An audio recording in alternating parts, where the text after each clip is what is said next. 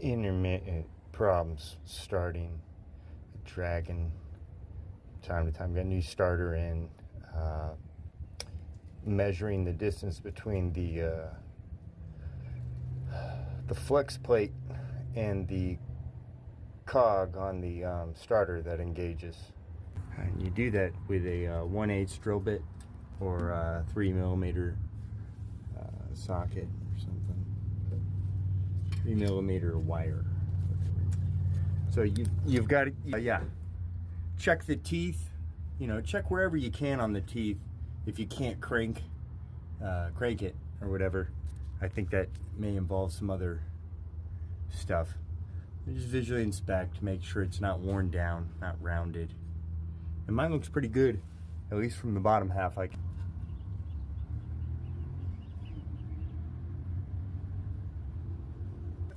Measuring to make sure I don't need a shim or I need to machine down these the starters so that this flex plate engages with the starter cog correctly. And you want to do that with you just want that 1/8 to fit right over the face of the teeth, just holding it right there over the face, the top. All right, hard to hold the camera.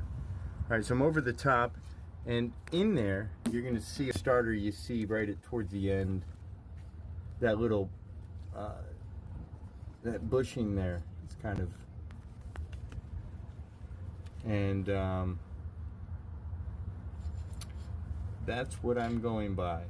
So between the bushing and the face of the money shot, boom. See that? So that's it, apparently. Now my question is, am I measuring 1/8 from the top of that bushing right there? Or am I looking for the long cylinder that carries that little cog in and out of being engaged on this flex plate, this big cog to the left? So I've been measuring it right there towards the end on that bushing that freely spins. There is a cylinder that's smaller. It's not flush with that. It's in there that I can't really show that well. That is what I'm wondering. Where am I measuring the distance from? But again, I think I'm on track. I see the teeth in there, and when it engages, it pops out and should line up, engage this flex plate. Or should I be measuring from the side of the gear there on the starter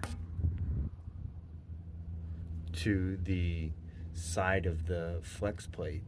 So that looks like it's about double that. Talking about the distance here. I was wondering if I was smelling burning rubber. I think somebody's smoking some hard. Alright, so right there where you can see a 99 P32 workhorse with this 454 here, trying to keep her rolling. And got a funny start sound. It's intermittent. Just changed the starter and looked at the measurement of with a wire between the gears on the flex plate and the starter, and it looks okay, I guess, if I did the measurement correctly. Let's just see what we got here.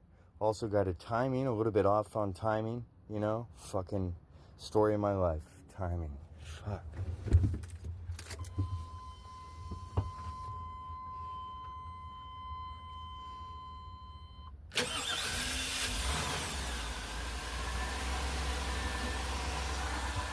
The last mechanic told me, it's a 99. It's not going to sound perfect. It's good. Don't fix it if it ain't broke. But I'm shining her up. Alright, let's go look underneath. Alright, it's not engaged. That's good. The starter's good.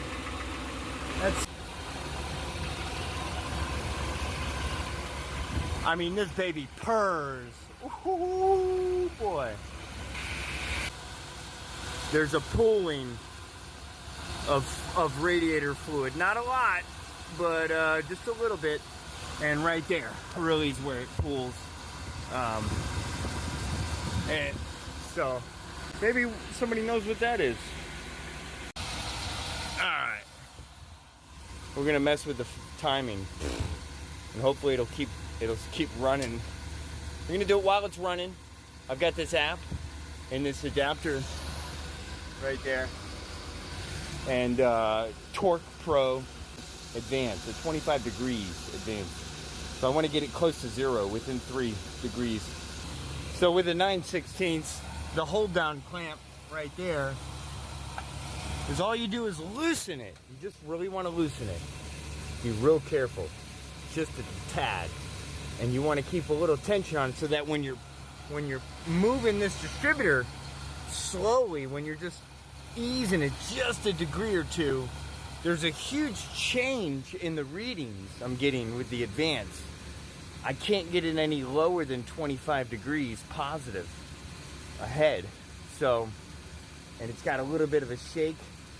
I mean, it's coming up to operating temperature, but you know, that shouldn't be.